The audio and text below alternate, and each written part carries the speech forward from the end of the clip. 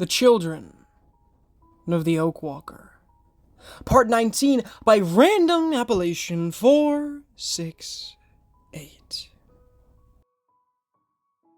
My left shoe slid on a clump of something foul, and I caught myself in time to avoid falling into the slow-moving river of grayish-green sludge in the central floor trench. Almost took a swim. Andrea giggled from just ahead of me, illuminated only by a green plastic glow stick tied to her belt. Don't worry, we're about to come to some out-of-commission tunnels, so it should get cleaner from here on. I wrinkled my nose at the horrid aroma, a mixture of sour milk and baby diarrhea, and tried to breathe through my mouth as much as possible. I thought these were storm drains. Where's all the raw sewage coming from?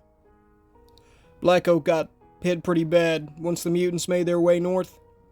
Tex paused in the lead of our little trio, his forest green irises focused on the curved tunnel ceiling above us as a rumbling echoed right overhead, tires rolling by in what sounded like a heavy military convoy.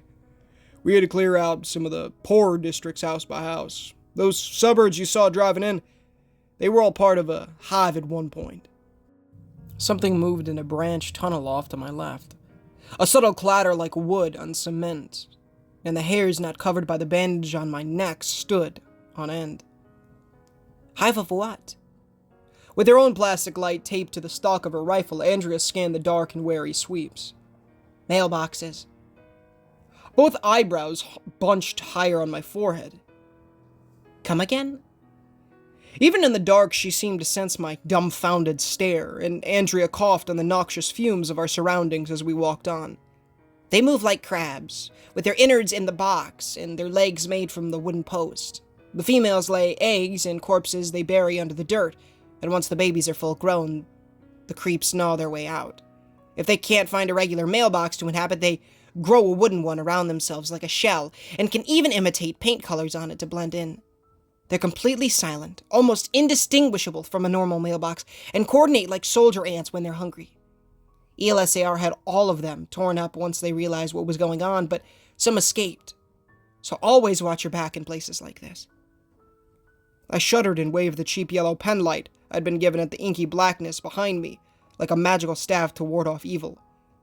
I would have thought you guys could wipe out anything with all the people here. I mean, yeah, ELSAR sucks, but nobody likes the freaks. How come they haven't done a full sweep of the sewer system? You're talking about a bunch of self-important bureaucrats with Stalin-level power. Tex snorted and shined a pocket flashlight in a T intersection before heading right. It took the construction crews forever to get the wall built, since the suits kept siphoning off materials to build their field headquarters.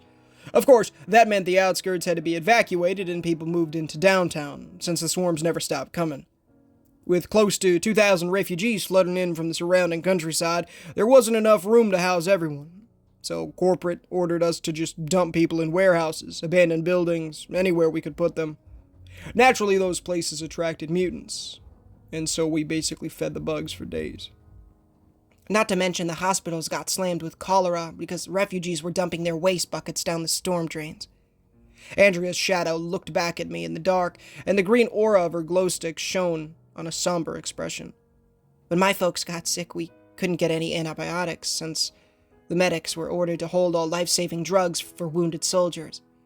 Sheriff Warnow was already hunting for me, and my younger sister couldn't make enough working for the city to pay any black market prices. So we had to bury them in the backyard, including the survivors from the countryside. There used to be close to 12,000 people in this town. As of last week, we're back down to 9,000 and still dropping. I never thought about drinking water during my tranquil childhood in Kentucky. If anything, I always turned my nose up at the chlorinated streams piped into our sink and guzzled bottled water without a care as to how luxurious such a thing was. Even New Wilderness had plenty of wells, rain barrels, and lakes that provided us with all the fresh water we needed. And there was enough firewood in the abundant forest to boil it for safety. Here, however, trapped in the concrete bones of a dying civilization, people couldn't boil water without electricity, natural gas, or some kind of fuel. All wastewater cycled back into the reservoir, feeding the town, and with the power shortages hampering any advanced sewage treatment techniques, old diseases were rearing their ugly heads once more. We humans had thought ourselves too smart to die the way our ancestors did. After all, we'd invented smartphones, laptops, remote-controlled coffee makers. Why should we worry about such absurd things as cholera, when anyone could just summon water magically from a tap? Fools. That's what our children will call us. Spoiled fools who didn't know what we had. We carried on in silence for a while, snaking through various offshoots, some tunnels big enough to stand up and others low enough that we had to crouch. True to Andrea's prediction, it did get cleaner the further in we went, but greasy vines stuck to the cement walls, strange fungi in places that glowed with fluorescent arrays of color. Pink moss, green toadstools, and orange mold grew in patches, and some of them seemed to move on their own in reaction to our lights, as if recoiling from the electric beams. Even here, in the bowels of our decaying modern world, everything was changing. Lost in my musings, I bumped into Andrea's back and my face heated up in embarrassment. Sorry. It's okay, she sighed and angled her head toward the path in front of us. We're going to have to turn around, anyway. They laid mines here. Her light shone on several round black discs, pockmarking the cement ahead. Their center split open to reveal a network of wires that coating the ground in a tangled web. Dust on them showed that they'd been here for a few days, but I had little doubt they would work if we dared to try and move them or touch one of the tripwires. There's no way through. Tex grumbled and scratched its beard in frustration. We're gonna have to come back later and detonate these. Of course, that might bring the whole tunnel down on top of us and the street with it. If they keep this up, they're gonna blow the whole town down to splinters right under themselves. Both he and Andrea shuffled around me, but as I turned to leave, something caught my eye. Little sprouts pierced the cracks between the aging concrete. More of the strange fungi spread out in miniature forests of color between the mines. In contrast to the deadly black steel of our world, I had to admit, they were rather beautiful in their own way, and I crouched on the edge of the minefield to get a better look. Hang on. Why are you all in line? Like they were drawn by a magnet, my eyes fastened on the weaving lights of the mushrooms, curved in and around the wires wherever there was space. The more I concentrated, some of the darkness lightened. The inky shadows turned a more visible gray and my ears sharpened. I could hear every drip in the tunnel ahead, every bead of moisture that slid down the grimy walls and the stretching of the fungi as they pushed millimeter by millimeter through the earth beneath. I felt the humidity on my skin, the blood running through my veins, and even small snaps and pops inside my skull, like little fireworks constantly going off in a steady rhythm. I could taste more than just dust, mold, and the aroma of sewage. There was the freshness of the plants, the sweat of my companions a few yards away, the industrial grease and the sockets of the mines where the wires had been packed. Like it had been doused with a fire hose of senses, it flooded over me. And I sat there in a primal crouch, breathless at a sudden revelation. A path. The little bunches of fungus glowed brighter around the mines, their colors more pronounced in the places where the wires didn't touch. They didn't like the static, I realized. The subaudible whine of the electric fuse on the explosives, as irritating to them as the smell of sewage was to us. Mutated or not, they were little scraps of life just like me. And this time we were on the same side. There's a way through, I gasped, almost laughing to myself in amazement. Andrea and Tex stopped to glance back at me in confusion. Those are anti-personal mines. Tex shook his head and swirled the beam of his flashlight at the nearest device. One finger on the wires and we're meat soup. We'll find another way around. Overcome by a surge of boldness that I didn't know was possible, I slid the long antique rifle onto my back via its sling and stood to flex my legs. ELSAR might expect us to do that. They never figure we could get through it, so if we cross, they won't follow. All we have to do is stay on the mushrooms. Andrea's eyes widened, and she reached to try and pull me back. Wait, Hannah, don't! I stepped onto the first patch and held my breath as the fungi crunched under my heel like a bag of celery. Nothing. With a careful eye, I examined the next clump of moss and took another step. Still nothing. Taut silver wires hugged close to my shoes, each move enough to make my pulse race, but somehow I didn't feel afraid. I had confidence in the tiny organisms under my feet, and I knew they wouldn't steer me wrong. How could they? They hated the nasty clumps of metal as much as we did. My foot hit the smooth concrete on the other side, and I exhaled in relief. I can't believe I just did that. You're insane. Arms folded to the opposite bank, Andrea made a hard swallow and eyed the dinner plate-sized chunks of TNT. Just walk where I did. I nodded with a smile, still high on my adrenaline, sensory perception on overdrive. You can see my footprints in the moss. It's perfectly safe. They exchanged bewildered looks, but both picked their way forward. Brows covered in nervous sweat, limbs shaking in terror as they stepped around the tripwires.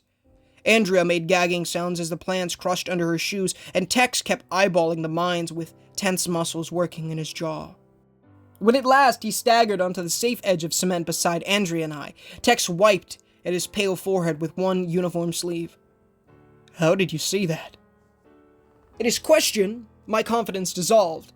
The adrenaline drained from my veins, and I had a rush of lightheadedness. I just... That's why they wanted you, isn't it?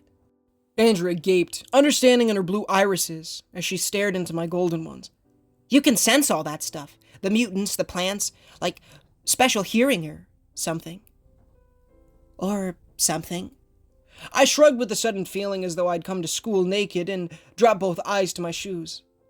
I don't know how it works. I haven't been this way very long. It just kind of hits me out of nowhere sometimes, and I can sort of see everything. When they stayed quiet for a long half minute, I dared to look up and found them blinking at me with wide-eyed shock. Change of plans. Tex tugged at his jacket collar and marched on down the tunnel. Soon as we get to the castle, she's going to see the professor. He'll know what to make of this. Wordlessly, Andrea followed him, and I trailed on her heels, unsure of what to think.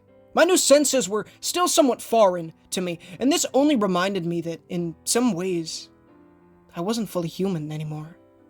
Like a toy out of the box without its instruction manual, I had no idea just what I could and couldn't do. And that frightened me to a certain extent. I'd shattered a mirror in New Wilderness with just my scream. I'd spotted a path between the mines that no one else had been able to see. I was part Homo sapien and part Homo Emilius. But in that sense, I didn't feel at home anywhere now. Focus. You can't afford to start feeling sorry for yourself again. These people need help, so you're going to help them. Determined to keep the melancholy thoughts at bay, I hefted my rifle on my shoulder and trudged on through the dark. At some point, we emerged into a much wider tunnel with no central floor trench and much more in the way of cobwebs. Massive iron grates cut the tunnel off right in front of us, the bars peeling with orange flakes of rust, and bearing a sheet metal sign on one corner that read, Danger, Restricted Area. On it with a falling rock symbol. Sandbags had been piled up behind the grates, and as we approached, half a dozen lights shot out to blind us. Halt! Who goes there? A voice barked, and several black rifle muzzles stuck out between the bars. Tex raised his hands with a weary smile. Dostoevsky. This seemed to be some sort of code, and the light swiveled to the floor along with the gun barrels. With a harsh glare out of my eyes, I could make out several armed people behind the bags. This time, a mix between older men in their 50s and some younger kids in their early teens. Like us, they wore mostly civilian clothes, but sported captured ELSAR bulletproof vests, M4 carbines, and Kevlar helmets with night vision goggles. A belt-fed machine gun, which looked old enough to have seen at least one of the world wars, sat behind a firing slot cut into the bars, manned by a fellow with 3 fingers missing on his left hand. Another of the sentries wore a set of pressurized tanks mounted on a backpack frame, with a homemade nozzle in his hands that was already blackened with soot. Clearly, the resistance wanted no one and nothing to get through this checkpoint, and I spotted a wooden box labeled grenades beside one of the younger combatants. A heavy-set man with a thick mustache emerged from the barricade, clothed in army surplus camouflage, and peered between the bars at us. Sorry about that, Tex. I thought it was the mercs. He let slide a jolly grin and fished a set of keys out of his trouser pants. They stuck a bunch of mines in Tunnel 4 on Tuesday, so I figured they might have wandered this way. How do you get through? Tex jerked a thumb at me and sauntered to where the guard opened a man door in the grate for us. Brun found a way across. We'll go back later to market. Have you seen the professor? He's in the library as usual. The mustachioed man locked the gate behind us and squinted out into the dark tunnels with a suspicious frown. I guess Fred's group found a nest of mailboxes in the drains up by the old feed mill. Prof's researching some kind of Greek napalm we can put in the flamethrowers to help burn them out. As we passed the others, one of the men jumped to his feet and blocked my path. Where did you get that? Astonished in the sudden display of hostility, it took me a second to realize he meant the bolt-action rifle across my back, and I gulped. I picked it up. Even with the shadows of the underground, I couldn't help but see his scruffy expression crumple as the imposing man took a stunned step backward. What? She didn't know. Andrea swooped in between us and placed a hand on the man's bulky upper arm. I'm sorry. I should have said something before we got here, but it happened out on Darrow Avenue. It was quick. I'm so sorry, Clark. Oh, Hannah, you moron. Guilt sank through me, and I shut my eyes in a self-loathing cringe. I hadn't considered that the dead boy whose weapon I'd happily adopted might have been someone's son or brother. Too focused on my own survival, I'd grabbed the rifle without question, but it only made sense that someone would recognize it. Then, too, did I remember the dried blood on my face, likely from the first boy who'd been hit by the shrapnel bombs. A stark reminder of what happened to those who were caught in ELSAR's crosshairs. Blinking hard, the man unhooked a brown leather holster from his belt, which he thrust my way. Here, I know it's not much, but please, trade me. That Mosin was my boy's first gun, and he was all I had left. Without hesitation, I whipped the long gun from my back and pushed it into his calloused hands, shame heavy on my heart. I am so sorry. I didn't know. I wasn't trying to. It's fine. He snatched the rifle, wiped at his eyes with one big thumb, and shoved the pistol into my hands instead. Thanks for bringing it back. Turning on his heel, the man darted into a nearby green army tent that had been set up along one wall and vanished from sight. Dang shame. The mustachioed man shook his head. Tim was a nice kid. He and my Casey were good friends. She'll take it pretty hard. Seeing my crestfallen expression, Andrea guided me toward a small red golf cart that sat parked near the tent, its top cut down to fit the claustrophobic spaces of the tunnel. Can we borrow your trolley? I promise I'll return it before shift change. This is kind of important. With a congenial nod, the head guard waved us off, and Tex, Andrea, and I climbed into the little vehicle to speed through the decrepit passage. Slouched in the back seat, I hugged both arms around myself and bit my lip in regret. The aged Colt weighed heavier on my hip than it should have, the steel and wood imbued with the cost of a young boy's life. How many families had been shattered by this war? How many hopes and dreams ripped apart? I thought back to Karanti's voracious ambitions for the future, Sean's plans for an offensive soon, and Kaba's resolution to continue his fight from the shadows. Everyone wanted to see their side triumph, but it seemed that always required someone else to lose. And Chris's warning about Rhodesia rang fresh in my mind. True, I had no love for the Organs, and wanted more than anything to see them burn for what they'd done, but what about the soldier who had shown me kindness when bringing me in on my first day? What about men like Tex, who were good on the inside and had been duped into fighting for an organization that viewed them as pawns? They had families too. What would become of their wives and children if this conflict dragged on, and we eventually fought our way to victory over ELSAR? Would Karanti even bother to tell them the truth of why their husbands or fathers died? Or would he just send a condolence check in the mail with some vague excuse? Would they even get anything at all? What will my parents get? Even if Matt and Carla made it back to Louisville, there's no way they'll tell Mom and Dad the truth. They probably think I'm dead. With such notions clogged in my brain, I sighed as the shadows of the tunnel flew by, and tried not to picture my parents in tears on our living room couch, mourning over a lie they could never fully understand. My goodness. What is going on, you guys? Ninja Gamer here, and thank you so much for watching another video of mine. For watching tonight's video. If you did enjoy, please feel free to leave a like on the video, as it does help the channel innumerably and does get the gospel into people's feeds, as well as please consider subscribing, as it does help the channel innumerably and does get the as we're trying to 10,000 subs by the end of the year. If we do hit 10,000 subs by the end of the year, of course, I will be platinuming one of the hardest games to platinum, Crypt of the Necrodancer. A very, very long one and a very, very grindy one, especially. And yeah. So, for those of you who don't know what a platinum is, if you guys know what achievements are in gaming, it's essentially that. It's basically the big reward for completing a trophy list for PlayStation. Same thing goes with Xbox, although you wouldn't get a platinum, you would just get the 100%. And there's not always platinums, there's only, but there is one for this, of course. But yeah, it's an absolute godsend, and I really hope we do, because that's our goal. So get us to 10,000, y'all, if you want to see me grind that game, because that game, there's going to be, I feel like, I don't know if it'll be a struggle, but it's going to be something, so for sure. Of course, the $1,000,000 question that's on screen right now, pin comment description if you prefer to read it that way, but please do give it a read, as it will teach you how to gain eternal life, how to go to heaven. Who wouldn't want that? It'll teach you about repenting of your sins and trusting in the good Lord Jesus Christ with their hands one strength, as well as building that relationship with the Lord by reading the Holy Bible daily, praying daily, and evangelizing to people. It's great stuff, so please do so. As always, guys, the amazing Random Appellation 468, the author of tonight's story, and all of the Barron County anthology. A link to his Reddit page, as well as the original story link, will be found in the description as well, of course. And let me know what you thought of the story in the comments. We're going to talk about it a little bit, of course, as we have been doing for these last few. Not a, we're just going to be talking about just kind of what's going on and what we can really expect, I guess, in the future here. So, yeah, we're getting to it, though, dude. Like, we still got quite a lot of parts, we still got, probably about 13 or so, maybe a little less, little more. 32 parts is the total for this story, so, get excited, right? But let me know what you thought of this. I thought it was fantastic as always, man.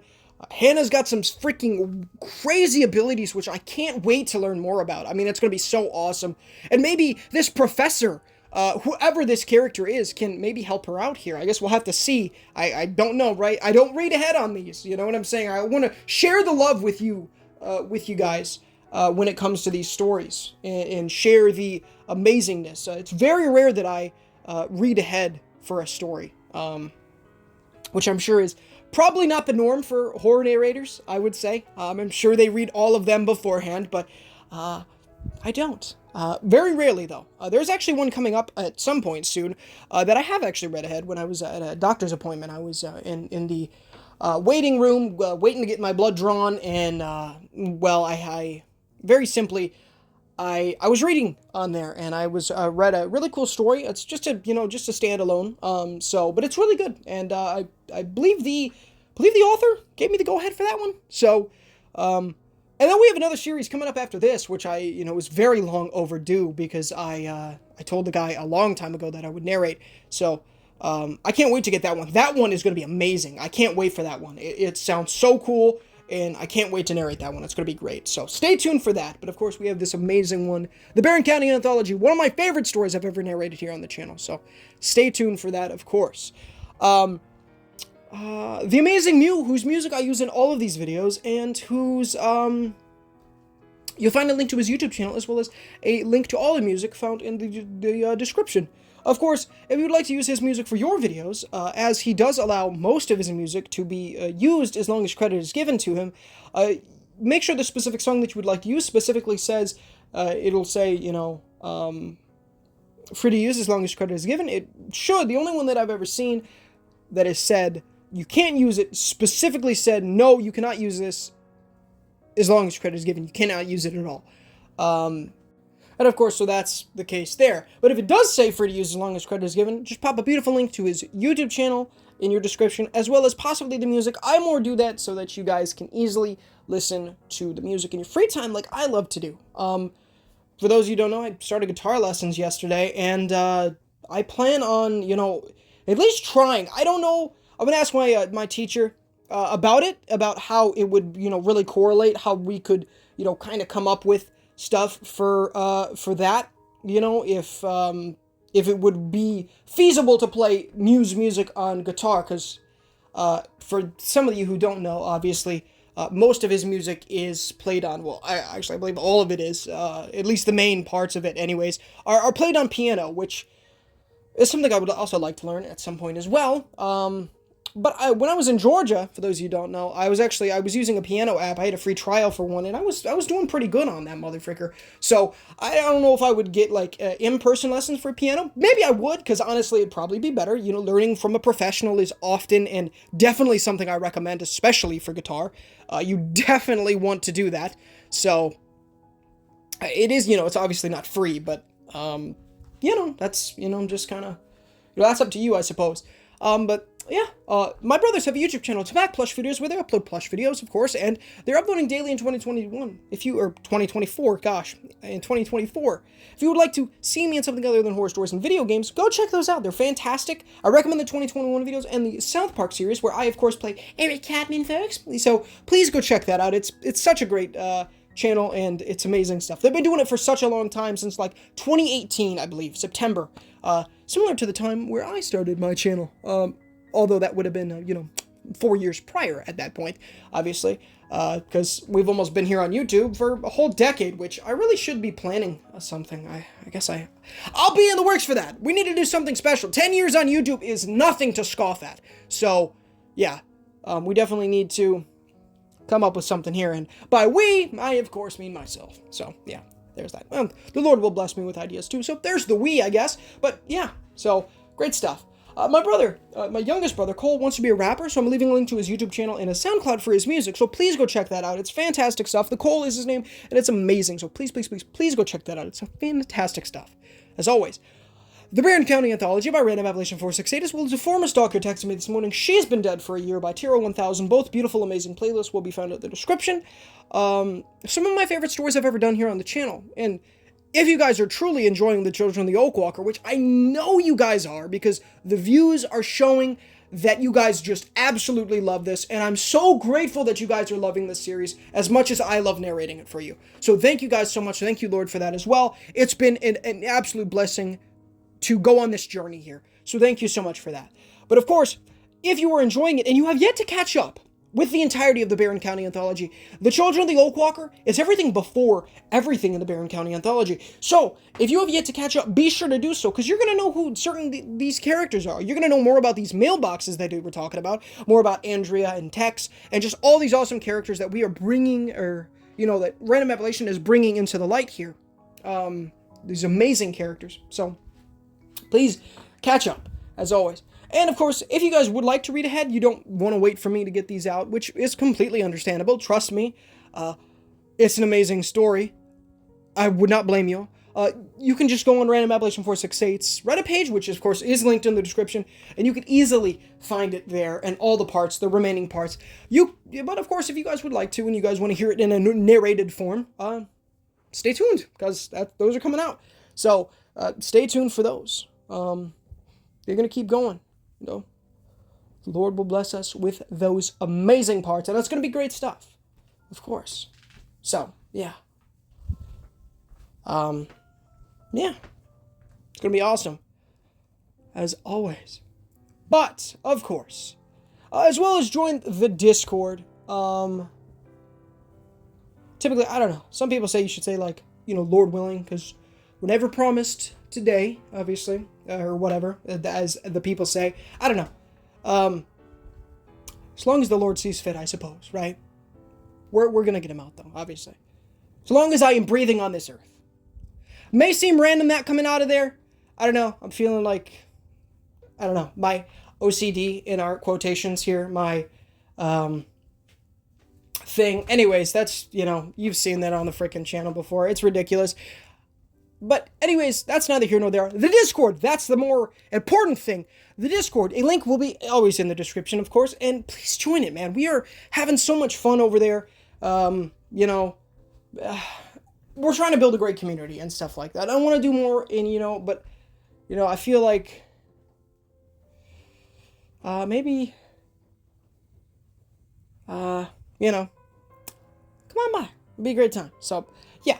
But I love you guys. Thank you so much for watching, and stay tuned for more, obviously. We are just getting started here on this beautiful journey on YouTube, even though we've been doing it for 10 years, which I find it so interesting. We've grown at such a rapid rate. For me, just putting in the slightest amount of effort. Apparently in 2022, I was only at 200 subs, and we're speeding our way up to 700 already? Like, the amount of growth is exponential, so thank you so much. Is that the right word, exponential?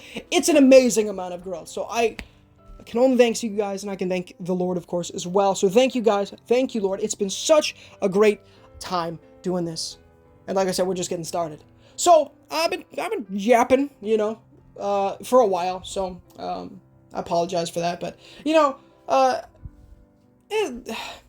the shortest amount of time that I can do the outro is about 3 minutes, I think is what I've done it in. But anyways, that's just kind of where it is. But of course, the story, what are we thinking about the story, man? I mean, let me know in the comments, of course. But we got so much great stuff. Hannah's got these amazing powers. I kind of already talked about it, but, you know, we're learning more things and all these things. We're learning how corrupt and destructive ELSAR is. You know, they're just the absolute worst, you know, kind of government corruption that I guess you would really see. It's not even, is it government corruption? Because they basically run the government, so it's essentially, yeah, I guess it is government corruption. It's in a kind of different, different way, but, you know, still. So, but yeah, thank you guys so much for watching. If you did enjoy, of course, do all that great stuff. But I love you guys. Thank you so much for watching, and until next time, guys, this is Ninja Gamer signing off.